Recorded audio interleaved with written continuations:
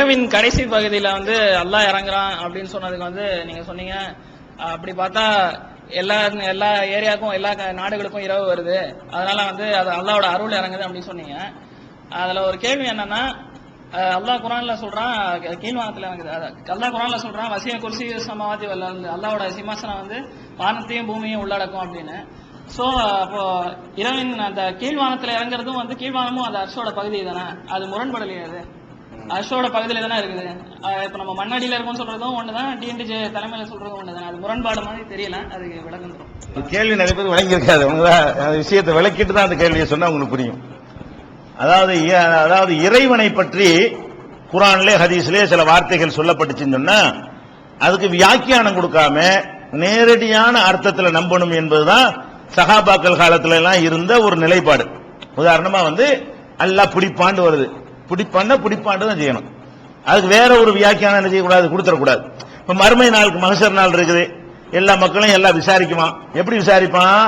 இப்படியே குர்ஆன்ல இருக்கும், ஜா ரப்புக வல் மலக்கு சஃபன் சஃபா, உமது இறைவன் வருவான். எல்லா மக்கள் நிற்கும் போது யார் வருவதான்? இறைவன் வருவான். எப்படி வருவான்?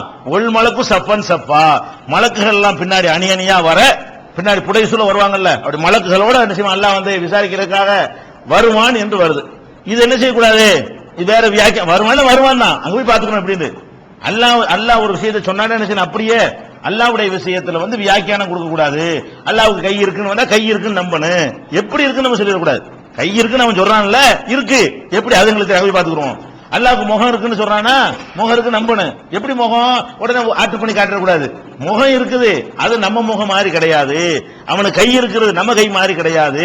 அவனுக்கு என்னென்ன இருக்கிற மாதிரி எல்லாம் அல்லாஹ் சொல்லி காட்டுகிறானோ அதையெல்லாம் வியாக்கியானம் கொடுக்காம வருவான்னு வைங்க, உட்காருவான்னு வைங்க. அல்லாஹ் என்ன அவனை பத்தி சொல்லுகிறானோ அதை வியாக்கியானம் இல்லாமல் தான் சஹாபாக்கள்லாம் ஏற்றுக்கொண்டார்கள். பண்ணுங்களா, பிந்தி வரக்கூடிய என்ன செஞ்சாங்கன்னு கேட்டா, கையின் ஆற்றல், அல்லாஹ்வுடைய கையினா என்ன அர்த்தம்? அவனுடைய ஆற்றலை சொல்லுது. எதுக்கு உனக்கு தேவையில்லாம கைக்கு கை தானே அர்த்தம், எதுக்கு ஆற்றல் கொடுக்கணும்? அது போக ரசூலுல்லாஹ் என்ன சொல்றாங்கன்னா, கலக்கல்லாஹு ஆதம அலா சூரத்திஹி, ஆதம் அலைஹிஸ்ஸலாத்தை வந்து தன் சாயலில் அல்லாஹ் படைத்தான்ங்கறான். ஏற்கனவே இந்த சேஃப் வந்து அல்லாஹ்வுடைய சாயல் ரசூலுல்லாஹ் சொல்லி காட்டுறாங்க. இது ஆதாரபூர்வமான சஹீஹ் முஸ்லிம்ல பதிவு செய்யப்பட்டிருக்கிற ஹதீஸா இருக்கிறது. அது மறுமை நாள் நம்ம பார்ப்போம். முழு நிலவை பார்ப்பது போல இறைவனை பார்ப்போம்னா ஏதோ ஒன்று இருக்க போய் தானே பார்க்கிறோம், பார்க்கிற மாதிரி தான் இறைவன் இருப்பான். அதனால வந்து இதுல குழப்பம் கிடையாது. ஆனா இதுல என்னன்னு கேட்டா, சில நேரங்கள்ல இந்த நேரடி அர்த்தம் கொடுக்க முடியாமல் வேற ஒரு ஆதாரம் வந்து இடையூறா நிற்கும். அந்த இடத்துல மட்டும் நேரடி அர்த்தம் கொடுக்க கூடாது. எல்லா இடத்துலயுமே வருவாண்டா வருவான், பிடிப்பான், அடிப்பான். என் கையால் ஆதமை படைத்தேன்கிறான். மனக்க அந்த தஸ்துதலிமா கலத்து எதைய, என்னுடைய கரத்தால் நான் ஒருத்தரை படைத்திருக்கிறேன், அவருக்கு நீ ஏன் பணியை மறுக்கிறாய் இப்லீஸ் அல்லாஹ் கேட்டான். அப்ப அல்லாஹ் கையினால் படைச்சான நம்ம என்ன வழங்கிக்கிறேன், அவன் கையை கொண்டே படைச்சான் தான் வழங்கணும். என்னுடைய ஆற்றலால் படைச்சான் வழங்கக்கூடாது. அல்லாஹ் கையின்னு விட்டுற வேண்டியதான். இது சேஃப்டியான ஒரு விளக்கம். ஏன்னா அல்லாஹ் வந்து வேற விளக்கம் இருந்தா அவன் தான் அதை சொல்லணும். நேரடியான அர்த்தத்தை தான் எந்த சொல்லுக்கும் புரிந்து கொள்ளணுமே தவிர நேரடியான அர்த்தத்தை தாண்டி போனோம்னா அது காரணம் சொல்லி ஆகணும். நேரடியான அர்த்தத்தை செய்வதற்கு காரணம் சொல்ல வேண்டியதில்லை. நீ தானே இப்ப கையின நான் என்ன செய்யறது அப்படின்னு அல்லாஹ்ட்ட சொல்லிட்டு போயிடலாம். அப்ப அதுல என்ன வருதுன்னா, சில நேரங்கள்ல இது ஒரு மோதல் மாதிரி வரும். எப்படி வரும்? உதாரணமா வந்து ஒவ்வொரு இரவுடைய மூன்றில் கடைசி மூன்று பகுதி வச்சு கடைசி பகுதி இருக்குல்ல, அந்த கடைசி பகுதியில வந்து இறைவன் வந்து முதல் வானத்துக்கு இறங்குறான். முதல் வானம் அங்க இருந்து லாஸ்ட் வானம், இங்க இருந்து முதல் வானம். முதல் வானம் என்ன அர்த்தம்? இங்க இருந்து தான் முதல் வானம், அங்க இருந்துனா அது 7வது வானம். முதல் வானத்தை கொண்டு கருத்து என்னன்னு சொன்னா நமக்கு கிட்டேன்னு அர்த்தம். அது தூரமா இருந்தவன் வந்து என்ன செய்யறான், அல்ல முதல் வானத்துக்கு வந்துடுறான். வந்து என்ன செய்யறான், அங்க இருந்து சொன்னா கூட உனக்கு தூரமா தெரியும்பா, உனக்காக நான் இங்க வந்துடுறேன் அப்படின்னு சொல்லி என்ன செய்யறான், அல்ல நமக்கு எது அருகில் இருக்கிற வானமாக இருக்கிறதோ அந்த வானத்திற்கு வந்து சொல்கிறான். ஹல்மின் முஸ்தக்பிரின், பாவம் மன்னிப்பு தரக்கூடியவங்க இருக்கிறீங்களா என்ற கேட்கக்கூடியவங்க இருக்கிறீங்களா, நான் தர்றேன், பாவத்தை மன்னிக்கிறேன் அப்படின்னு சொல்லி ஒவ்வொரு நாளும் இரவுல என்ன செய்யறான், அல்ல இந்த மூன்றில் ஒரு பகுதி இரவு 3 மணின்னு வச்சுக்கிறீங்களேன், இரவு 3 மணியை போல இறங்கி இதை கேட்கறான்னு வருது, அது சில வருது. இதை நம்ம என்ன செய்யறோம், இதுக்கு நம்ம விளக்கம் சொல்றோம். இறங்குறான் அந்த இடத்துல இறங்குறான்னு கொடுக்க கூடாது. ஏன்? இறங்குறது ஒரு சின்ன ஒரு வேலை, இறங்கிட்டு அப்புறம் மேல போயிடணும், அப்படிதான் அர்த்தம். இறங்குறான்னு சொன்னா ஒரு ராத்திரில இறங்குறான். சரி, இந்த பூமியுடைய அமைப்பு பிரகாரம், அல்லாஹ் படைச்சிருக்கிற அமைப்பு பிரகாரம் இந்த மூன்றில் ஒரு பங்கு இரவுடைய மூணாம் ஜாமம் இருக்குல்ல, அந்த 3ஆம் ஜாமம் என்பது இருந்துகிட்டே இருக்குமா அல்லது போயிட்டு வருமா? இருந்துகிட்டே தான் இருக்கும். இப்ப நமக்கு 3 மணியா இருந்துச்சுன்னா நம்ம 3:30 போகும்போது இன்னொருத்தனுக்கு 3 மணி ஆகும். வழங்குதா? அவன் 3:30 வரும்போது இன்னொருத்தன் அதுக்கு பிந்தி வரவனுக்கு என்ன செய்யும், 3 மணி ஆகும். ஒவ்வொரு மைக்ரோ செகண்டையும் அந்த 3 மணிங்கிற இருந்துகிட்டு இருக்கும். இப்ப உலகத்துல எங்க 3 மணியா இருக்குமா இல்லையா? இப்ப நம்ம இருக்கிறது 11:20 இருந்தாலும் இப்ப என்ன செய்யும், உலகத்துல ஏதாவது ஒரு பகுதியில இரவு 3 மணியா இருக்குமா இல்லையா? இருக்கும். எந்த நேரத்துல பகல் 1 மணில நீங்க இருக்கிறீங்க, அப்ப உங்களுக்கு என்ன பகல் 1 மணியா இருக்கலாம், எவனுக்காவது 3 மணியா இருக்குமா இல்லையா? இருக்கு. அது எவனுக்குன்னு சொல்லிடலாம். இப்ப மேப் எடுத்து சொல்லிவிட முடியும். எந்த ஊர்ல இப்ப 3 மணியா இருக்குன்னு கேட்டா கூட என்ன செய்யலாம், அப்ப ஜிஎம்டி நேரத்தை வச்சு நம்ம கால்குலேட் பண்ணி அழகா சொல்லிட்டு போயிடலாம். அது பிளஸா மைனஸான்னு பார்க்க வேண்டியது. ஜிஎம்டில இருந்து 5:30 மணி தள்ளி இருக்கிறோம், 5:30 மணி கூடுதலா நம்ம இருக்கிறோம். அப்ப அந்த மாதிரியான ஒரு கணக்கை வச்சு இணைஞ்சிடலாம். இன்னைக்கு 3 மணி இப்ப எங்கெல்லாம் இருக்குன்னு நம்ம சொல்லிட முடியும். சரியா? அப்ப அந்த மாதிரி இருக்கக்கூடிய நேரத்துல அப்ப ஒவ்வொரு நேரத்திலும் இந்த 3 மணி, உதாரணம் 3 மணி என்பது ஒவ்வொரு செகண்ட்லயும் 3 மணி இருக்குது. இறங்குறான்னு சொன்னா இரவுல கேட்கிறவனுக்கு பதில் தர்றேன்னா நான் 3 மணி கேட்டேன், எனக்கு பதில் தந்துட்டான்.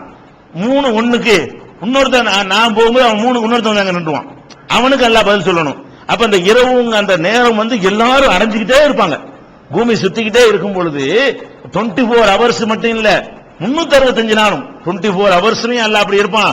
365 நாள்ல என்ன இருப்பான், முதல் வானத்திலேயே தான் இருப்பான். இப்ப முதல் வானத்தில் இறங்குறான். எதுக்கு செய்யறான், இரவின் 3ஆம் ஜாமத்துல நீங்கள் என்ற கேளுங்க நான் தர்றேன்னு சொல்றான்னு சொன்னா, அப்ப இறங்குறான்ங்கிற அர்த்தம் கொடுத்தீங்கன்னா இறங்குனவன் அதுலயே தான் இருக்க முடியும். ஏன் இருக்க முடியும், இந்த 3 மணியை எல்லாரும் அடைஞ்சுக்கிட்டே இருப்பாங்க. ஒவ்வொரு வினாடி அவங்க கேட்கும்போது இல்லாம போயிடக்கூடாது அந்த இடத்துல. இப்ப நீங்க 3 மணி கேட்டு முடிச்சிட்டீங்க, நீங்க 3:01க்கு ஆகும்போது அங்கிட்டு உள்ள ஒருத்தன் என்ன செய்வான், கரெக்டா 3 மணிக்கு நிற்பான், அல்ல வேங்கமா. அப்ப அவங்க வரைக்கும் ஏத்துக்கிறேன்னு அவர் 3:02க்கு வரும்போது அடுத்தவன் அந்த இடத்துல நின்றுவான். சுத்துறதுல பூமி சுத்திட்டே இருக்கும்போது இதான் 3 மணிங்கிற ஒரு பாயிண்ட் வச்சா இதை எல்லாருமே நடத்திட்டே இருப்பான். 364 நாள் வரும். அப்ப இந்த இடத்துல இறங்குறான்னு கொடுத்தோம்னு சொன்னா ரஹ்மான் அரிசில இருக்கிறான்னு ஒரு வசனம் இருக்குல்ல, அதுக்கு மாத்தமா போயிடும்.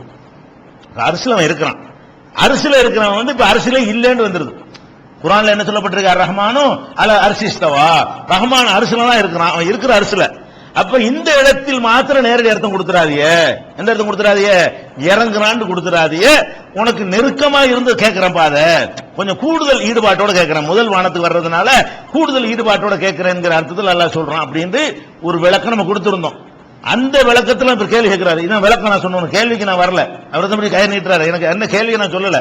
அந்த விளக்கத்தை புரிஞ்சு கொண்டு அவர் என்ன வர்றாருன்னு கேட்டா, முதல் வானம் என்பதெல்லாம் அரசுக்கு உள்ள ஒரு சின்ன ஒரு அரசுக்கு உள்ள அடங்குனது தானே. அப்ப அது அரசியல் இருக்கிறா தானே வரும். முதல் வானத்துக்கு வந்தாலும் என்னதான் வரும், அரசியல் இருக்கிறான்னு தானே வருங்கிறது அவருடைய கேள்வி. முதல் வானத்துக்கு வந்துட்டாலும் அது என்னதான், அது எல்லாம் தான் அரசுக்குள்ள அடங்குனது தானே அப்படிங்கிறோம். அரசுக்கு உள்ள அடங்குனது என்பதை நம்ம புரிஞ்சுக்கிறேன்னு அல்லாஹ் அரசுக்கு மேலதான் இருக்கான், உள்ள இல்ல. வணங்குதா, அது உள்ளதான் எல்லாம் அடங்கி இருக்கு. வசிய குருசி சமாவாத்தி உள்ளதுன்னா வானம் பூமி அரசுக்கு நிழல்ல நம்ம இருப்போம்ல, அரசு கீழே இருப்பான், அவன் அரசுக்கு மேல இருக்கிறான். இந்த வானம் பூமி அது உள்ள அடங்கிரும். எதுக்குள்ள அடங்கிறேன், ஏன்னா அரசுன்னு வச்சுக்கிறீங்களேன், அவன் அரசுக்கு மேல இருக்கிறான்னு சொன்னா வானம் இங்க இருக்கும், பூமி இங்க இருக்கும், எல்லாம் அதுக்குள்ள அடங்கிரும். நம்ம நிழல் தருவான் இருக்குல்ல, மறுமை நாள்ல யாருக்கு நிழல் இல்லாத நேரத்துல இதுக்கெல்லாம் நிக்க போறோம். உதாரணத்துக்காக வேண்டி அல்லாஹ்வுடைய அரசுக்கு உதாரணம் காட்டக்கூடாது, புரிஞ்சுக்கிறதுக்காக மட்டும்தான் இது. அந்த அரசுக்கு உதாரணம் இல்ல, புரிந்து கொள்வதற்கு உதாரணம், மேல் கீழ்ங்கிறது புரிஞ்சுக்கிறதுக்காக வேண்டி. அப்ப நம்ம என்ன பாக்குறோம், அப்ப கீழே இருந்துட்டானா அரசுக்கு மேல இல்லைன்னு வந்துடும். முதல் வானங்கிறது கீழே, இதுக்கு மேல நான் உட்கார்ந்துட்டு இருக்கிற ஆளு இது கீழே உட்கார்ந்துட்டேன்னா உதாரணமா இதுக்கு மேல இருக்கிறேன்னு வருமா. அல்லாஹ் அர் ரஹ்மான் அலல் அரிசிங்கிறான், அலாண்டா மீது மேல டாப், அல்லாஹ்க்கு என்ன அர்த்தம் அரபில, டாப் மேலன்னு அர்த்தம். ரஹ்மான் அரசுக்கு மேலே இருக்கிறான்னு சொல்லும் பொழுது முதல் வானத்துக்கு வந்துட்டான்னு சொன்னா அரசுக்கு மேலே என்பது அடிபட்டு போய் விடுகிறது. இந்த வியாக்கியானம் கொடுத்தாலும் என்ன செய்யாது, பொருந்தாது. அதனால எல்லா இடத்துலயும் நீங்க நேரடி அர்த்தம் செய்யுங்க. உதாரணமா இப்படி கூட இதை நம்ம என்ன செய்யறாங்கன்னா, இதை வச்சுதான் இந்த சவுதி அரேபியா துபாயில எல்லாம் நம்முடைய பிரச்சாரத்துக்கு முட்டுக்கட்ட போடுறாங்க. எப்படி முன்னோர்கள் அந்த சலபி கொள்கை, இதை சலபி கொள்கை அதுக்கு பேரு, இதை மாத்துறாரு அவரு, அல்லாஹ் இறங்குவான்ங்கிறதே மறுக்கிறாரு அப்படிங்கிற மாதிரி நம்மளை பத்தி சொல்றாங்க. அது மாதிரி மறுக்க கூட நம்மளே சொல்லிட்டு இந்த ஒண்ணு இன்னொரு குர்ஆன் வசனத்துக்கு முரணா இருக்கனால அப்படி சொல்றமே தவிர அல்லாஹ் வருவாண்டா வருவாங்கிறோம், பார்க்கலாம்னா பார்க்கலாங்கிறோம், பிடிப்பாண்டா பிடிப்பாங்கிறோம், கைனால படைச்சாண்டா கைனால படைச்சுங்கிறோம். அதெல்லாம் நம்ம என்ன செய்யல, மாத்தல. இந்த ஒண்ணு எதுக்கு மாத்துறோம், அது முரண்படுதுங்கிறதுக்கு மாத்தும் பொழுதுதான் இதை செய்யறாங்க, குழப்பி செய்யறாங்க. இதே மாதிரி இன்னொரு வசனம் குர்ஆன்ல இருக்குது, அது வேடிக்கை என்னன்னா அது அவங்க அந்த அர்த்தம் தான் செய்யறாங்க. என்ன அர்த்தம், இவர்கள் அச்சமற்று இருக்கிறார்களா, அல்லாஹ் பூமிக்கு அடியிலே இவர்களை இழுத்துக் கொள்வதிலிருந்து அச்சமற்று இருக்கிறார்கள் கேட்கறான். பூகம்பத்தை படி சொல்றான். அப்ப அல்ல பூமிக்கு அடியில வர்றான் அர்த்தம்னா அது பூகம்பத்தை சொல்கிறோம். இப்ப வியாக்கியானம் நீ மட்டும் வியாக்கியானம் கொடுத்த இந்த சலபிங்கிற இந்த கூட்டமே என்ன பண்ணுது, இவங்க யார தப்சீர் ஏத்துக்கிட்டாங்களோ, இவங்க எந்த உலமாக்கள் ஆதரிக்கிறாங்களோ அவங்கள பூமிக்கு அடியில அல்லாஹ் வருவான் அப்படிங்கிற வசனத்துக்கு என்ன செய்யறாங்க, அல்லாஹ் பூமிக்கு அடியில வரமாட்டான், அது பூகம்பத்தை ஏற்படுத்துவதே அந்த மாதிரி ஒரு வார்த்தையை போட்டு அல்லாஹ் சொல்றான்னு சொல்றீங்களே, அப்ப நீங்க மட்டும் ஒரு ஒரு அர்த்தத்துக்காக மாத்தலாமா? அப்ப இந்த எல்லாருமே சவுதியில யாரெல்லாம் இதை வந்து நம்ம கருத்தை எதிர்க்கிறாங்களோ அவங்க சில வசனத்துக்கு இந்த மாதிரி அர்த்தம் கொடுக்கவும் செய்யறாங்க. அதனால அல்லாஹ் அரசுல இருக்கான் என்பது மேல இருக்கிறான் அர்த்தம், இது கீழே இருக்குங்கிற அர்த்தம். ரெண்டு இதுல இறங்கிட்டான்னு சொன்னா 24 ஹவர்ஸ் என்ன செய்யணும், கீழே தான் இருக்க வேண்டி வரும், அரசுல இருக்கிறாங்கிற வராது. அந்த குர்ஆன் வசனத்தை மறுக்க கூடாது என்பதற்காக வேண்டி இந்த விளக்கத்தை கொடுக்கிறோம்.